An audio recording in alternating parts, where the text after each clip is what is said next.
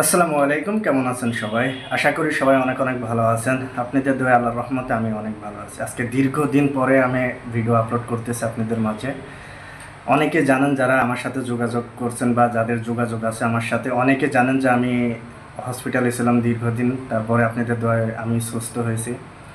আরেকটা বিষয় আমি যেটা বলি শোনেন, এখন বর্তমানে যে পরিস্থিতিগুলো চলতেছে দেশ এবং দেশের বাইরে যে পরিস্থিতি চলতেছে, সবাই সাবধানতার সাথে থাকবেন এবং কি সবাই এটা ভাববেন যে যেখানে ফাইল জমা দেন বা যে জায়গায় যে কোনো দেশের জন্য হয় ভালো একটা মাধ্যমে ফাইল জমা দিয়ে আপনারা কাজ করবেন।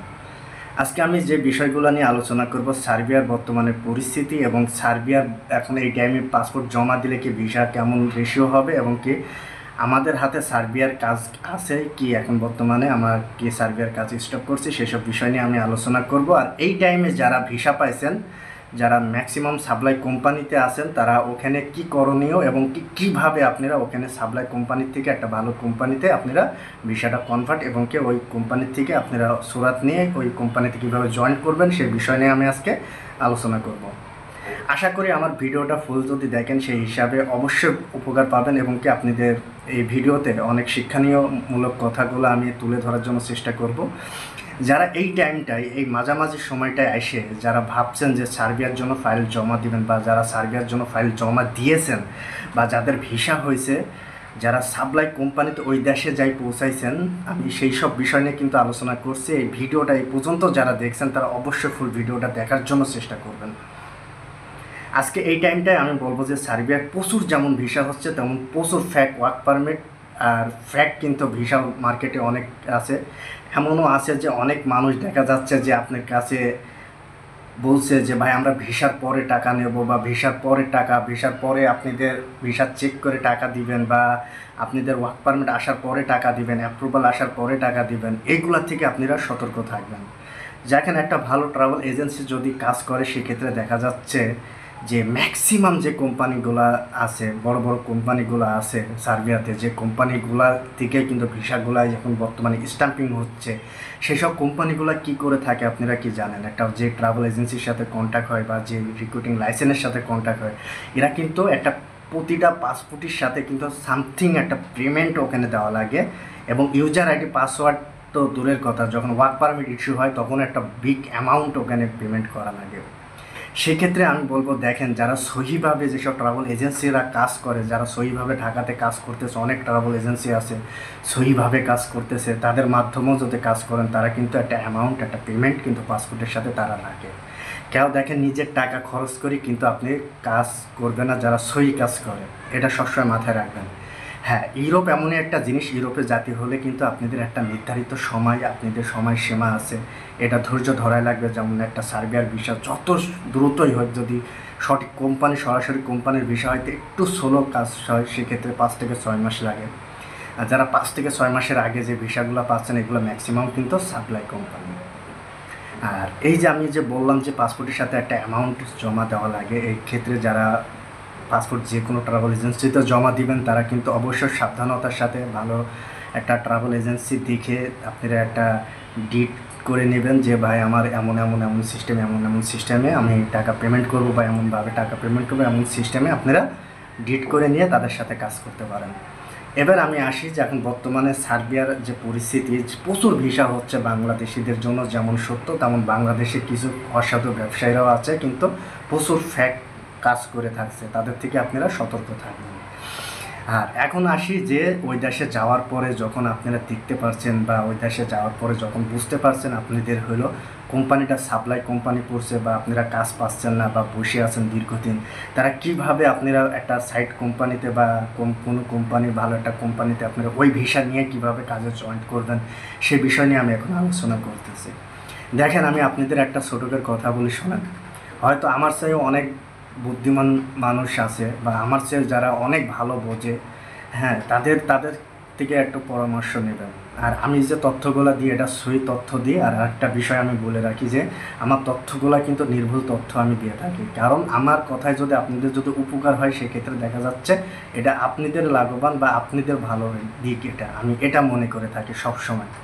তো এখন যদি আপনারা ওই দেশে যাওয়ার পরে যদি দেখেন আপনাদের পাসপোর্টটা যে ভিসাটা লাগছে, আপনাদের ফ্লাইট হয়েছে ঢাকা থেকে মেন পাওয়ার হয়ে ফ্লাইট হয়েছে, কিন্তু ওই দেশে যাওয়ার পরে কোম্পানিতে কাজ পাচ্ছে না, আপনাদের কোম্পানিটা সাপ্লাই কোম্পানি পড়ছে বা আরেক জায়গার কাজের কথা বলে আরেক কাজে দিতেছে, আপনারা স্যালারি পাচ্ছেন না, দীর্ঘদিন ওখানে ভোগান্তিতে আছেন। অনেক মানুষ কিন্তু গুণটা মানুষ কিন্তু বিদেশে যায় কী কারণে জানেন? বিদেশে যায় হলো তারা কিন্তু মূলত বিদেশ যায়, এরা কিন্তু নিজের অর্থ সব যদি থাকতো তারা কিন্তু বিদেশ যেত না, ওইটা দিয়ে ছোটোখাটো একটা বিজনেস করতো বা একটা ছোটো ব্যবসার ভিতরে ঢুকতো, কিন্তু ঋণ করে অনেক সুদে লাভ আসলে টাকা নিয়ে কিন্তু তারা দেশের থেকে তারা বাইরের দেশে পাড়ি দিতেছে স্বপ্ন পূরণের জন্য। যখন যাই তাদের সাপ্লাই কোম্পানিগুলো হয়, তাদের দুঃখ কষ্টটা এত পরিমাণ বেড়ে যায় যে তারা কী করে জানেন? তারা এগুলা থেকে তারা কিভাবে বের হবেন বা কিভাবে আপনারা ওখানে কাজ করবেন। প্রথমত যে কোম্পানির থেকে আপনার ভিসা দিছে সাপ্লাই হলো, সেটা কিন্তু একটা কোম্পানিটা কিন্তু ভালো একটা স্ট্রং কোম্পানির থেকে তারা কিন্তু সাপ্লাই ভিসাটা বের করে নিয়েছে। এবার আপনারা করবেন কি, আপনাদের যে ট্রাভেল এজেন্সি বা ওখানকার যে লয়ার আপনাদের নিয়ে গিয়েছে বা যারা রিসিভ করছে বা কোম্পানির কোনো মানুষ যদি ওখানে কোনো ম্যান যদি আপনাদের দেখাশোনার দায়িত্ব থাকে, তাদের ক্ষেত্রে আপনারা করবেন কি, যে বলবেন ভাই আমার একটা সোরাত, যে কোম্পানিতে ভিসা আছে কোম্পানির থেকে একটা লেটার সোরাত, যে আমার কোম্পানিতে এই ওয়ার্কারটা এখন প্রয়োজন না, এই ওয়ার্কারটা সার্বিয়ার যে কোনো কোম্পানিতে জয়েন করতে পারবে এমন একটা কোম্পানির লিখিত একটা সোরাত, এবং কি ওকে নিকটতম থানার থেকে একটা সোরাত তুলে নিয়ে আপনারা যে কোনো কোম্পানিতে যদি আপনারা ওখানে অ্যাপ্লাই করেন কাজের জন্য, বা আপনাদের যদি কাজের দক্ষতা থাকে, যদি জানেন যে এই কাজ বা এই কাজের দক্ষতা আছে বা দক্ষতা কর্মী লাগবে, সেসব কোম্পানিতে আপনারা যখনই অ্যাপ্লাই করবেন দেখবেন যে আপনাদের এই কাজের জন্য, আপনাদের এটার জন্য দেখা যাচ্ছে যে আপনারা ভিসাটা আপনারা ওখানে সুন্দরভাবে দেখা যাচ্ছে এই কোম্পানি থেকে আপনারা ওই কোম্পানিতে জয়েন্ট হতে পারবেন। আর আমি সবসময় বলবো, দেখেন একটা কোম্পানি থেকে বেরিয়ে যে কাজ করা অবৈধ হওয়ার চাইয়ে একটা কোম্পানির থেকে লিখিত সোরাত নিয়ে একটা নিকটতম থানার থেকে আরেকটা সোরাত তুলে ওখানে যদি আরেকটা কোম্পানিতে যদি কাজের জন্য অ্যাপ্লাই করা যায়, সেটা আমি বলবো যে সবচেয়ে বেটার এবং সৌন্দর্য একটা কাজ হবে, যে আপনি অবৈধ হলেন না, এবং কি আপনি ট্যাক্সটা আপনি প্রতি মাসে ট্যাক্সটা ওখানে দিতে পারলেন, এবং কি আপনি টিআরসি অবশ্যই পেয়ে যাবেন। আর আমি সবসময় বলবো যে অবৈধভাবে কাজ করার চেয়ে বৈধভাবে থাকা অনেক ভালো, এবং কি বৈধভাবে যদি আপনারা থাকতে পারেন সেক্ষেত্রে দেখা যাচ্ছে আপনাদের ভালো, আমার দেশের জন্য ভালো। একটা অবৈধ কর্মী একটা দেশে থাকা মানে যে অনেক বিপজ্জনক, সবাই জানে এটা। আর আমি বলি যে অবৈধ হওয়ার তাইও যে কোম্পানির যদি নিজের যদি সেরকম ফেসিলিটি যদি থাকে, যদি ধরে থাকতে পারেন, সেক্ষেত্রে দেখা যাচ্ছে 7 মাস 8 মাসের ভিতরে সার্বিয়ার টিআরসি কার্ডটা কিন্তু পাওয়া সম্ভব। সেজন্য আমি সবাইকে সবসময় একটা কথাই বলি যে দেখেন, আপনারা যেখানে ফাইল জমা দিচ্ছেন বা যেই জায়গায় জমা দিচ্ছেন, সাপ্লাই হলো বলবেন যে ভাই আমার যদি সাপ্লাই হয় আপনি বলে দেবেন, এবং কি আমার যদি কোম্পানি হয় তাও আমাকে জানাই দেবেন যে হ্যাঁ এই ভিসাটা সাপ্লাই হচ্ছে বা এই ভিসাটা কোম্পানির ভিসা হচ্ছে। এই দিক থেকে আপনারা খেয়াল রাখবেন। যারা আমার ভিডিওটা এই পর্যন্ত দেখছেন তারা অবশ্যই অনেক কিছু বুঝতে পারবেন, অনেক কিছু বুঝতে পারলেন আশা করি যে আমি। আর আরেকটা বিষয় সবসময় মাথায় রাখবেন যে আমি অনেক লং টাইমে একটা ভিডিও আপলোড করতেছি, অনেক দীর্ঘদিন ভিডিও আপলোড করি নাই, সেজন্য আমি সবার কাছে ক্ষমা চাচ্ছি। আর একটা বিষয়, আমার জন্য দোয়া করবেন সবাই। ভালো মানুষ এবং কি ভালো মানুষের পেছে কিন্তু খারাপ মানুষ সবসময় লেগে থাকে, এটা সবসময় মাথায় রাখবেন। সেক্ষেত্রে আমি বলবো আমার জন্য দোয়া করবেন, আমি যেন সুন্দরভাবে আপনাদের কাজগুলো এগিয়ে নিয়ে যেতে পারি বা আমি যে তথ্যগুলো দিতে পারি আপনারা যাতে উপকার পান। সবাই আমার জন্য দোয়া করবেন, সবাই ভালো থাকবেন। এসআর গ্লোবাল ট্যুরিস্ট সেন্টার প্রবাসী কল্যাণের জন্য কাজ করছে, ভবিষ্যতে কাজ করবে। আল্লাহ হাফেজ।